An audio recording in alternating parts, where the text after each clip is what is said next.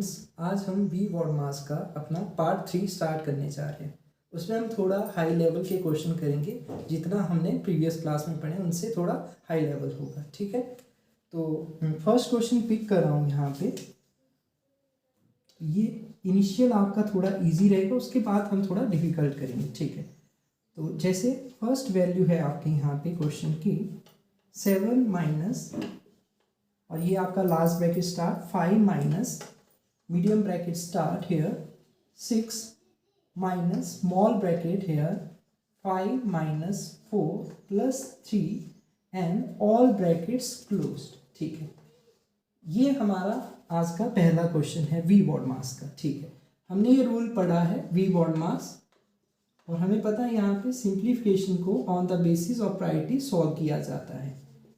तो हम यहाँ पे देखते हैं कि अच्छा पहला ऑपरेशन यहाँ पे इस क्वेश्चन के अकॉर्डिंग कौन सा बनेगा। रेखा कोष्ठक या बार ब्रैकेट तो नहीं दे रखा है आपके पास। हाँ, ब्रैकेट आपके पास तीनों तरह के ब्रैकेट हैं।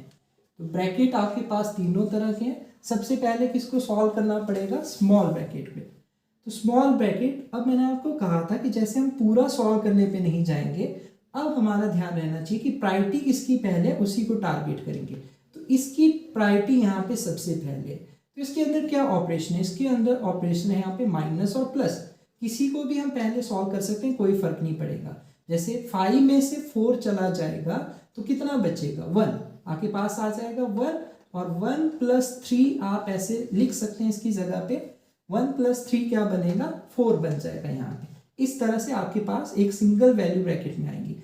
आप और कैसे कर सकते थे? प्लस प्लस वालों को जोड़ सकते थे। 5 और 3 क्या होता है? 8, 8 में से 4 जाएगा माइनस का, तब भी 4। या आप इन दोनों को सॉल्व करते, -4 से +3, तो माइनस का जाता था, माइनस का 1 बच जाता, और 5 माइनस 1 4 कैसी हो जाएगी, ये चीज़ हम डिस्कस कर चुके हैं। तो अब मैं पूरे क्वेश्चन को नहीं लिख रहा हूँ, क्योंकि मुझे इसके नंबर नहीं मिलेंगे लिखने के, मुझे आंसर के मिलेंगे। तो हम उसी पे अब जा रहे हैं कि जो हमें पहले सॉल्व करना चाहिए। मुझे लगता है आपको पॉइंट समझ आया होगा। अब मैंने आपको क्या कहा था कि ब्रैकेट डायरेक्टली ओपन हो जाता है अगर उसके बाहर कोई साइन होगा। ठीक है, तो अब ये देखो कैसे आ रहा है। ये आपने सॉल्व कर दिया, तो इसके बाद टर्म आएगी आपके पास किसकी? लास्ट ब्रैकेट की। तो मैं उसी को लिख रहा हूँ, बाकी टर्म्स को अभी नहीं लिख रहा हूँ। तो आपके पास क्या आ जाएगा? 6 माइनस, और ये इस तरह से आ जाएगा। ठीक है, अब स्मॉल ब्रैकेट ओपन हो जाएगा यहाँ पे, क्योंकि जस्ट इसके बाहर एक साइन है यहाँ पे। 6 माइनस ये आपके पास क्या आ जाएगा? 4, क्योंकि माइनस अंदर प्लस का है, माइनस इंटू प्लस आपका माइनस हो जाएगा। तो ये आपका 6 माइनस 4। तो एक सिंगल वैल्यू इसको भी सॉल्व करने के बाद मुझे क्या मिलेगी? 2 मिलेगी। एक सिंगल वैल्यू इसको भी सॉल्व करने के बाद मुझे क्या मिलेगी? 2 मिलेगी। तो मुझे लगता है आपको ये समझ आ रहा होगा। पहले मैंने इसको सॉल्व किया, फिर मीडियम ब्रैकेट को सॉल्व किया। अब किसकी टर्न आएगी? अब लास्ट ब्रैकेट की टर्न आएगी। तो लास्ट ब्रैकेट में हम देखते हैं क्या नजर आ रहा है यहाँ पे। ये 5 है, और उसके बाद ये मीडियम ब्रैकेट था जिसको सॉल्व करने पे ये मिला, तो ये भी डायरेक्टली ओपन हो जाएगा। 5 माइनस आपके पास क्या आ जाएगा? 2। तो 5 माइनस 2 कितना आ जाएगा? 3। इस ब्रैकेट को सॉल्व करने के बाद आपके पास क्या बचेगा यहाँ पे? 3। तो अब आप देखते हैं इस ब्रैकेट के बाहर क्या था। इस ब्रैकेट के बाहर था 7 माइनस, इस तरह से अंदर ये प्लस का है, ये माइनस का है, तो माइनस इंटू प्लस इस तरह से प्रोडक्ट हो जाता है। तो क्या बनेगा? 7 माइनस 3।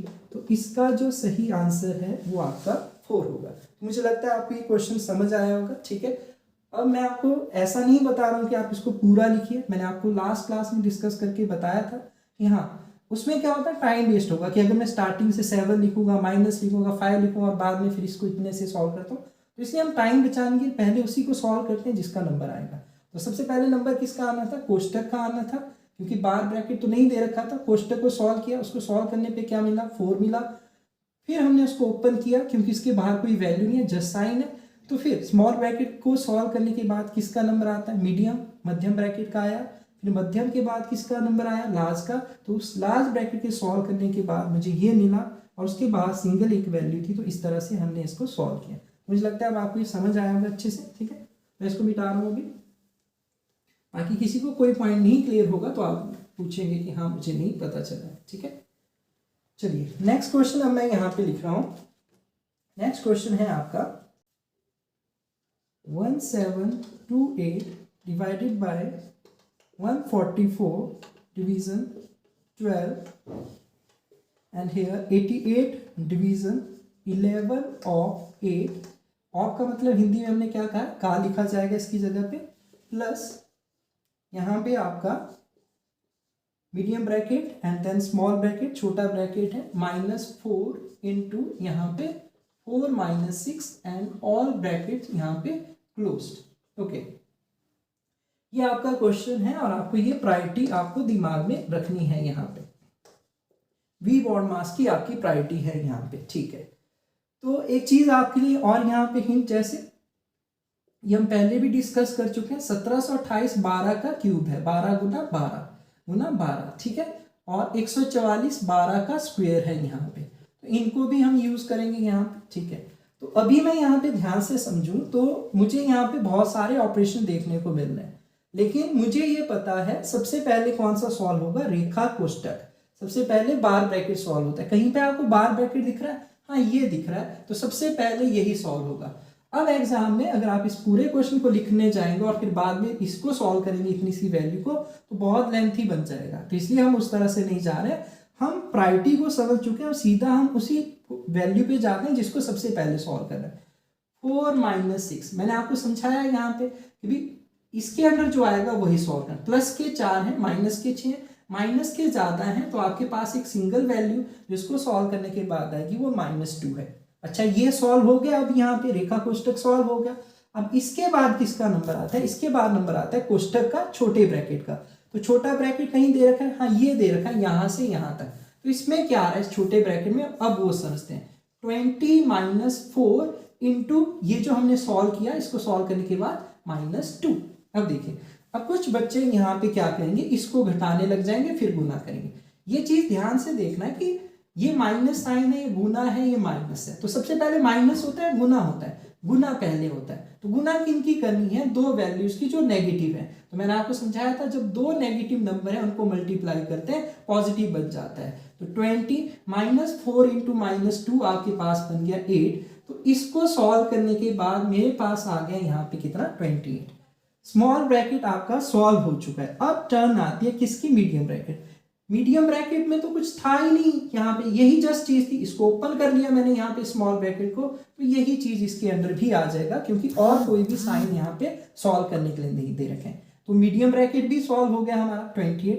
अब मीडियम ब्रैकेट के बाद टर्न किसकी आएगी, ये समझना है आपने।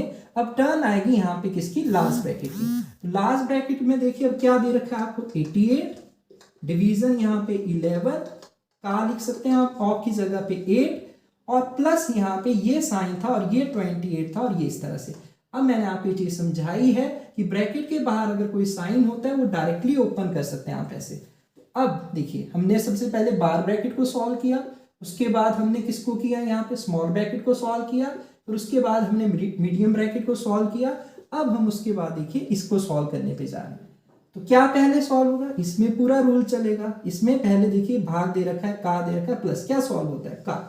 ये कोई बहुत बड़ी वैल्यू नहीं है, आप इसकी जगह पे सिंपल लिख सकते हैं यहाँ पे 88 डिवीजन 88। मुझे लगता है आपको समझ आ चुका होगा, क्योंकि गुना करने पे 11 गुना 8 88 होता है, और ये प्लस 28। तो अब क्या पहले सॉल्व होगा, भाग। अगर सेम चीज है, देखो सेम चीज को सेम चीज से डिवाइड करते हैं, हमेशा 1 आता है। तो आपके पास यहाँ पे क्या आ गया, ये 1 + 28, मतलब कि इस ब्रैकेट को सॉल्व करने के बाद एक सिंगल वैल्यू जो ब्रैकेट के अंदर रहेगी वो 29 है। तो ये मेरा चौथा ऑपरेशन सॉल्व हो गया। अब इस क्वेश्चन में ध्यान देने वाली बात है कि इतना सॉल्व करने के बाद अब 5th नंबर में हमारे पास क्या बचा है सॉल्व करने के लिए, 1728 भाग 144 भाग 12, और ये आपके पास आ गया है यहाँ पे कितना, 29। अब ध्यान दीजिए यहाँ पे कौन से नंबर की प्रायोरिटी क्या चल रही है यहाँ पे, ठीक है। तो ये चीज मुझे लगता है आपको यहाँ पे समझ आ चुकी है। मैं इसको भी मिटा रहा हूँ यहाँ पे।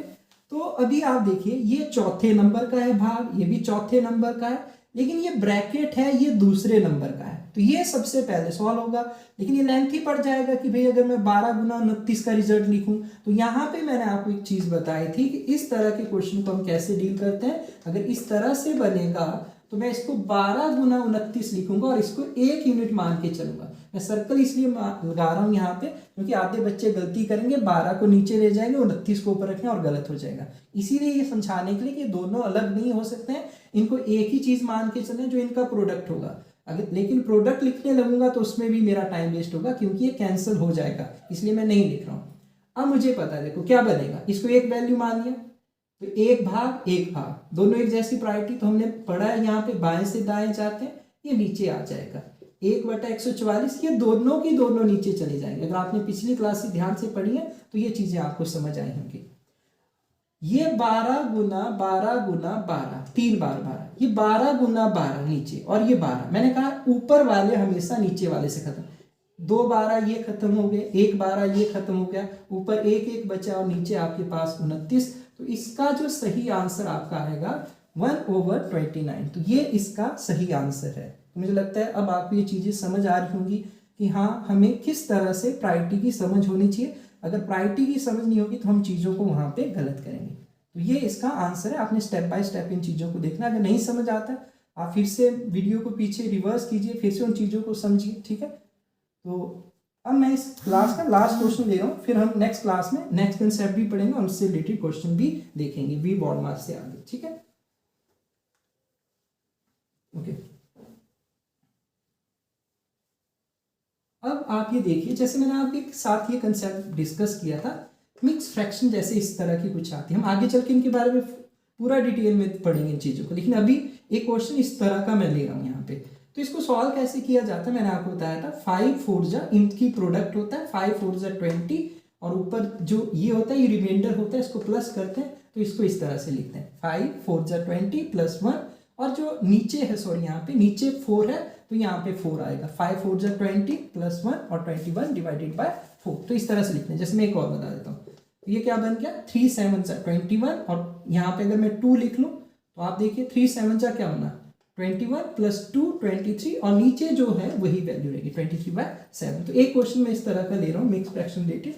तो आज की क्लास में हम इतना ही रखेंगे। आप जितने भी क्वेश्चन को आए उनको प्रैक्टिस कीजिए, सफिशिएंट है आपका वी बॉड मार्क्स के लिए, ठीक है। तो क्वेश्चन इज 5 4 1/2, ठीक है, 5 पूरा है और ये आधा आपके पास भिन्न है यहाँ पे, माइनस यहाँ पे इसने दे रखा है, यहाँ पे आपके पास बड़ा ब्रैकेट है 2 होल 1/3, और नेक्स्ट आपके पास यहाँ पे मध्यम ब्रैकेट है 3/4 माइनस 1/2 है, एंड देन 2/3 है, एंड देन आपके पास माइनस है, और उससे आगे 1/6 और आगे 1 माइनस 1/8, और उसके ऊपर रेखा कोष्टक है, बार ब्रैकेट है, और ऑल ब्रैकेट्स यहाँ पे क्लोज है, ठीक है। ये क्वेश्चन आपको सॉल्व करने के लिए दिया गया है, ठीक है। तो इस क्वेश्चन को हम कैसे सॉल्व करेंगे, देखिए आप प्रायोरिटी पे जाइए, यहाँ पे प्रायोरिटी पे आप जाते हैं तो आपको ये समझ आता है कि सबसे पहले मुझे किसको सॉल्व करना है, बार ब्रैकेट को। मैं पूरा क्वेश्चन लिखने पे नहीं जा रहा हूँ क्योंकि उसमें टाइम वेस्ट होता है, एग्जाम में हमें ये चीज़ नहीं करनी। सब्जेक्टिव पेपर है तो हम लिखेंगे, ऑब्जेक्टिव हमारे पेपर होते हैं सारे मैक्सिमम, तो हम शॉर्ट पे चलेंगे अभी, है ना। सबसे पहले प्रायोरिटी बार ब्रैकेट की। ध्यान दीजिए इस 1/6 के आगे क्या निशान है, ये माइनस इस बार से बाहर है, तो बाहर है तो इसके आगे कुछ नहीं है, दैट मीन ये प्लस का है, ये चीज ध्यान देना है, क्योंकि जो बार के नीचे आता है वही सॉल्व करना। ये माइनस तो उस बार से बाहर है तो ये प्लस का माना जाएगा, क्योंकि इसके आगे कोई साइन नहीं है। तो मुझे लगता है ये समझ आ रही है मैं क्यों कह रहा हूँ, क्योंकि ये बार के नीचे, और जो बार के नीचे वही सबसे पहले सॉल्व करना पड़ेगा। तो 6 और 8 है यहाँ पे, तो 6 और 8 का तो पहले आपको एलसीएम लेना पड़ेगा। जैसे 2 है, 2 से डिवाइड किया, यहाँ पे आपके पास 3 आ गया, यहाँ पे 4 आ गया। अब कॉमन कुछ भी नहीं है तो यही इनका एलसीएम बन जाएगा 2 × 3 × 4, 2 3 जा 6 4 जा 24, 24 इनका एलसीएम बन जाएगा, ठीक है। तो हम बार ब्रैकेट को सॉल्व करने जा रहे हैं, रेखा कोष्ठक को सॉल्व किया मैंने यहाँ पे, तो क्या आ रहा है नीचे 24 आ रहा है यहाँ पे, ठीक है। अब 6 से इसको डिवाइड किया, 24 को हर से डिवाइड करेंगे पहले वाली भिन्न के, 6 से डिवाइड किया तो कितना आ गया यहाँ पे, कितना आ गया मेरे पास यहाँ पे 4, और उसकी गुना 1 से होगी तो 4 ही रहेगा। अब 8 से 24 को डिवाइड किया तो 3 आ गया, उसकी गुना 1 से हुई तो ऊपर 3 एकम 3 आ गया, और इसके ऊपर अभी बार है यहाँ पे। सॉल्व कैसे आएगा, जब एक सिंगल वैल्यू एक फ्रैक्शन लिख लूंगा, तो सिंगल वैल्यू क्या आ जाएगी इसकी जगह पे 4 - 3 क्या होता है 1, और यहाँ पे 1/24, ये एक सिंगल वैल्यू आ गई, बार अपने आप हट गई। अच्छा, बार अगर सॉल्व होगी तो अब किसकी टर्न आएगी, कोष्टक की। तो कोष्टक में मुझे क्या दिख रहा है, कोष्टक में मुझे दिख रहा है, तो ये आपका फर्स्ट मैंने यहाँ पे लिखा, मैं पूरा लिखने पे नहीं जा रहा हूँ, तो आप ऐसे ही स्टेप बाय स्टेप एग्जाम में करेंगे, जो प्रायोरिटी है उसी को टारगेट करें।